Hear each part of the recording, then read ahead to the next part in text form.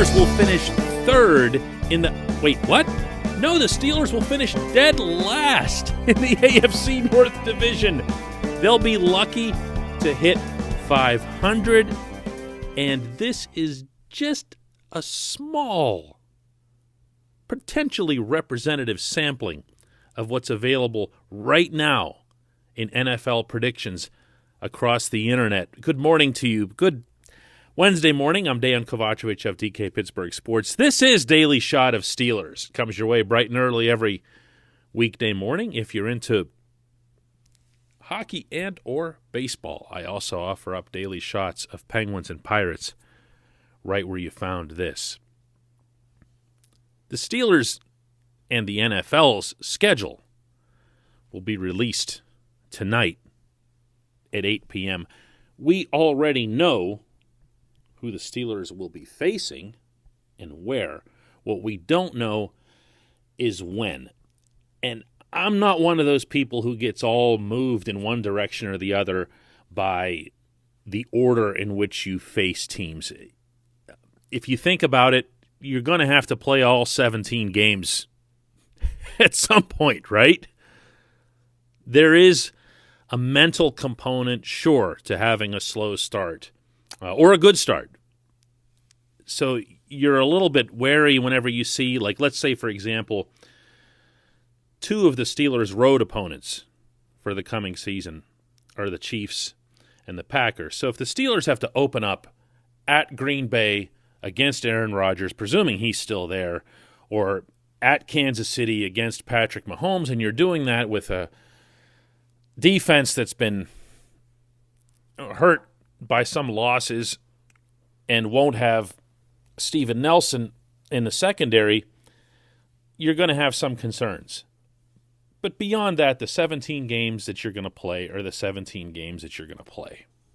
So while I appreciate and actually enjoy the fanfare and the fun that goes along with the release of the schedule now, I don't ever consider it to be that big of a deal.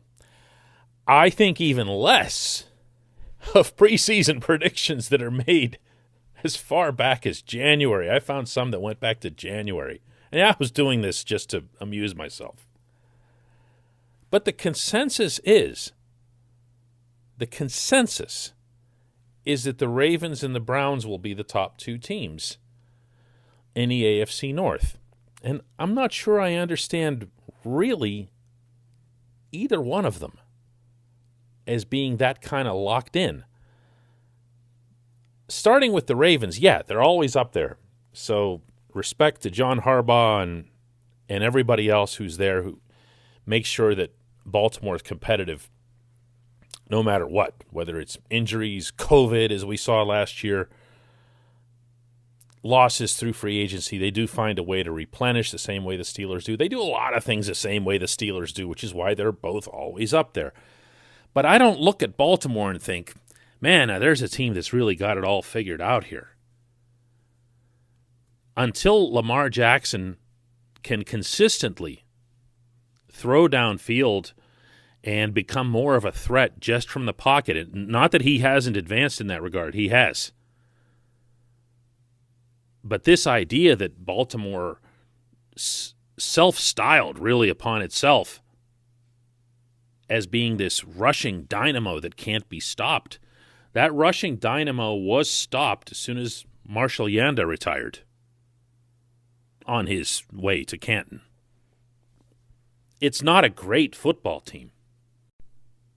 The Cleveland one is the one that gets me. The false perceptions around that team and what it has and what it's built and, worst of all, what it's actually achieved are just nuts. And I get it. They have the rabid fan base, no pun intended. They're very vocal. That's to their credit. And they've been garbage for so long that anything that's above the garbage level gets them more headlines than it will most other franchises. But I can't shake the fact that I was in Cleveland for that regular season finale when the Steelers were resting guys. And all I heard up there was that Baker Mayfield was done. They were not going to take his fifth-year option. They had no use for him. They were giving up on him. They finally thought they had a quarterback, and then they didn't. And then what did Baker do? What did Baker do? He beat Mason Rudolph and the Steelers' backups in the regular season finale, and then capitalized on Marquise Pouncey snapping the ball over Ben's head and then Ben throwing 3 interceptions, none of which had anything to do with Baker and very little to do with the Browns' offense. I mean, they ran the ball okay and he made a couple of big plays, but this wasn't some great vindication. This is a quarterback that 2 weeks prior to that they all wanted to get rid of. And not without cause. He's not that good. I mean, he's got a swagger to him, but Johnny Football had a swagger to him. Leaving aside the other teams, and completely leaving aside whichever weirdos anywhere think that the Bengals are going to rise above the level of the Steelers, and I saw those too.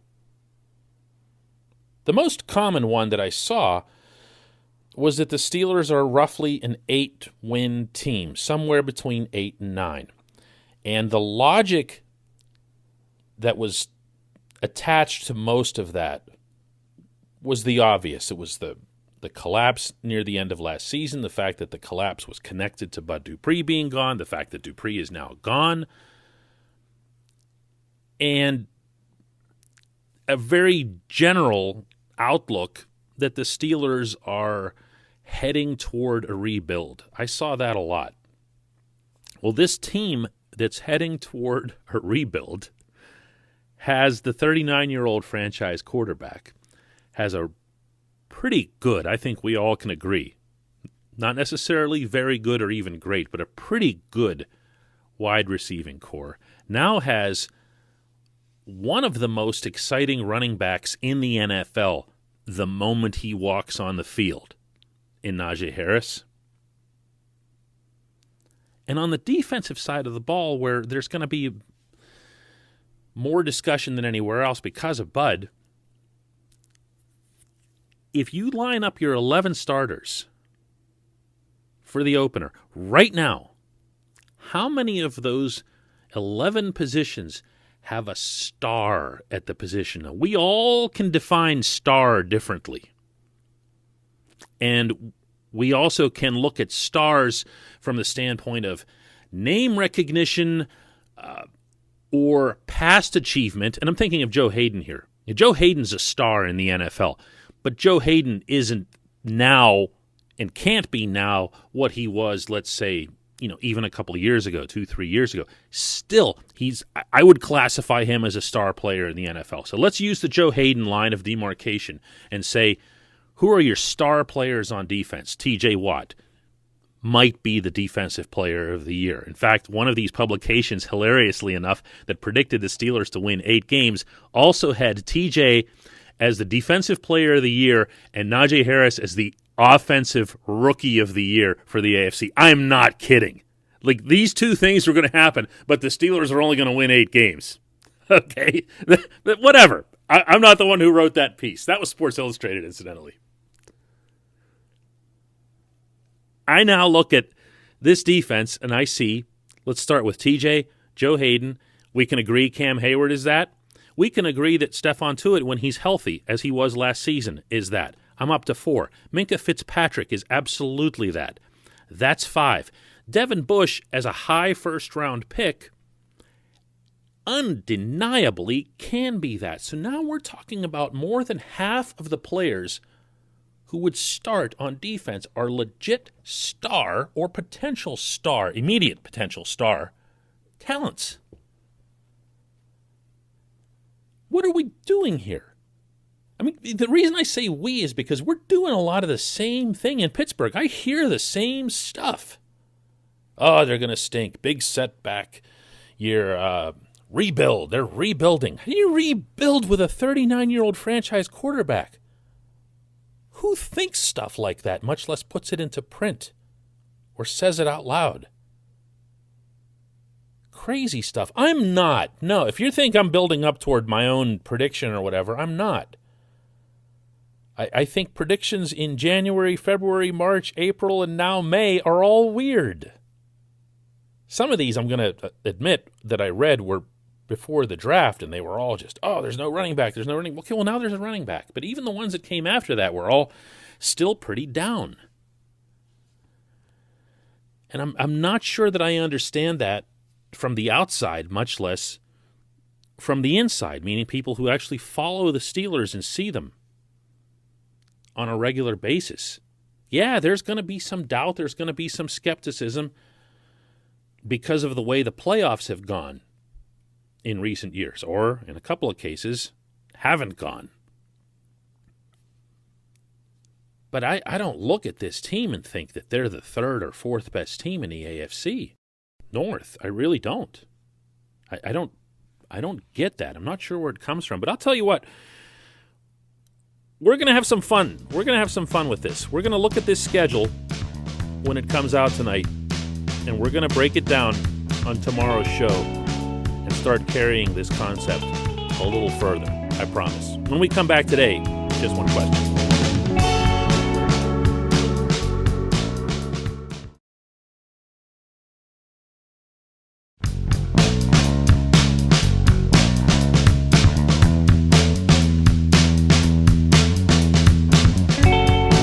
Welcome back. It's time for Just One Question. That's brought to you always on this program by the personal injury law firm of Luxembourg, Garbett, Kelly & George, LGKG.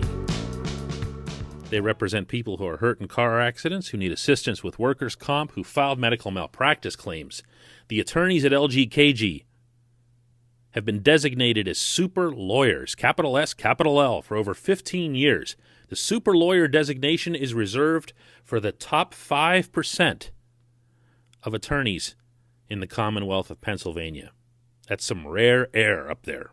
You can learn more about them at lgkg.com or give a call to 888-842-5454 and tell my man Larry Kelly we sent you. Today's question comes from Trinity Ear, who asks, how much leash did the Steelers give David DeCastro? We all hope he regains his form, he's healthy, and a certain intensity returns.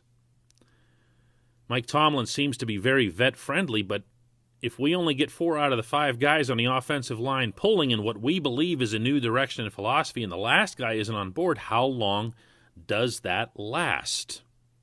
Matt Filer starting the playoff game after missing time and being ineffective is what has me concerned. That last point is the one that I'm glad you made. But the first point that I'll make to this question is that I'm starting to get a little cringy about some of the DeCastro feedback that I'm getting back. Yes, I've been talking for about a month now about concerns about the way DeCastro performed in 2020. And I have broached the unmentionable, or previously unmentionable, concept that Dave wasn't all in. Certainly not in the area of run blocking.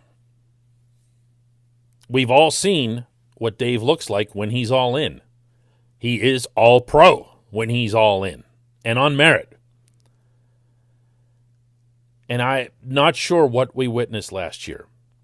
I'm not sure if it was a residence of the injuries that hurt him through training camp and then into the start of the regular season, if you'll recall.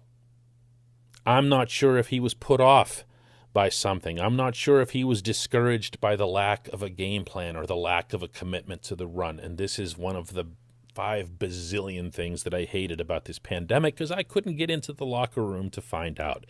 And getting Dave on a Zoom call once every 2 months just isn't the same.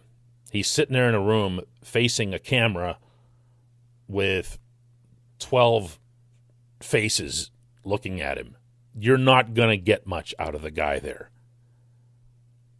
But in the locker room, especially with the relationship that I formed with Dave, I think things would have been a little bit different, and I would have had a better perspective. So I've posed questions about Dave.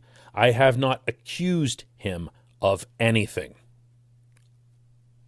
My subtext to all of this is that I don't know.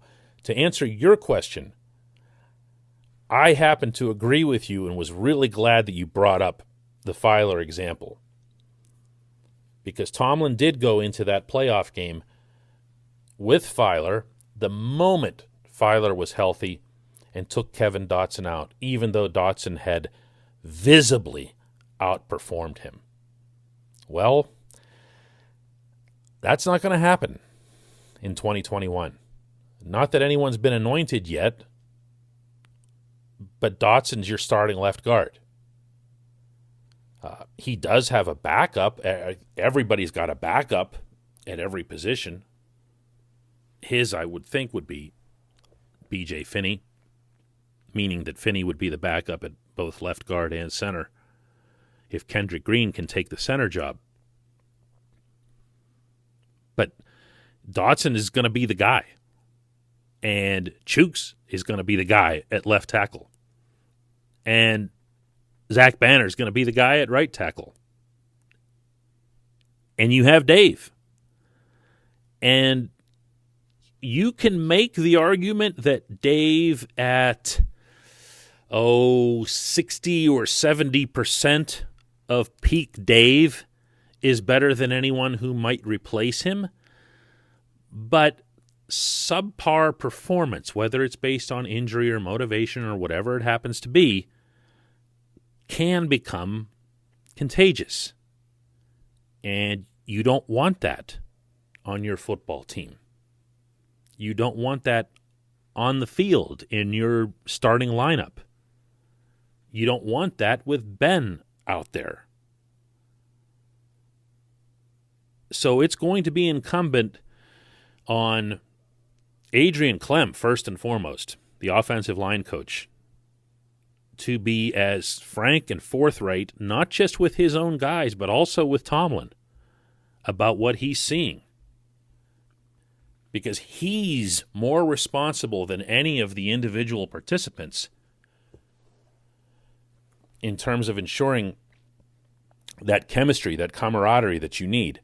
Yeah, it does boil down to the players, and they're the ones who take it on the field. But he's the one that has to administer it if somebody isn't holding their weight. I'd love to be wrong about this. Please tell me I'm wrong. I'm not one of those people that clings to something just because I want to be right and show everybody I was. I'd love to be wrong about this. I'll eat my own words right here. Just roll up the paper figuratively and you can hear me biting into it. I'd love to have found out that Dave had this issue or that issue, but that's not what I've heard. And it's not what I saw. Let's see how they handle it. Really, really good question. I appreciate that. I appreciate everybody listening to Daily Shot of Steelers, and we will do another one tomorrow, as promised. The schedule and how the schedule impacts the Steelers and getting out of the basement in the AFC North, baby.